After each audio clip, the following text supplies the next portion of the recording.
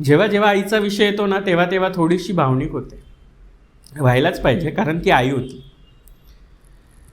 1 जानेवारी 2011 पासून 14 जानेवारी 2011 पर्यंतचे जे 14 दिवस आईसोबत घालवले ना, ते आयुष्यातले सुवर्ण क्षण होते. कारण प्रत्येक दिवशी आईजवळ थांबून आईने आईच्या आयुष्यात घडलेल्या सगळ्या गोष्टी सांगितल्या. प्रत्येक गोष्ट ऐकत असताना फक्त हे वाटायचं की देवा, मला तू पुरुष बनून पाठवलं, त्यापेक्षा स्त्री बनून पाठवलं असतं तर मी माझ्या आईच्या खूप साऱ्या गोष्टी समजू शकले असते. कारण असं म्हणतात ना की स्त्रीच्या भावना पुरुषांना कळत नाही, प्रत्येकजण बोलत असतो, परंतु स्त्रीने ते दायित्व घेतलेलं असतं की पुरुषाची प्रत्येक गोष्ट स्त्रीला सांभाळून घ्यावी लागते. पण कदाचित आईच्या पायी लक्ष्मी होती आणि म्हणूनच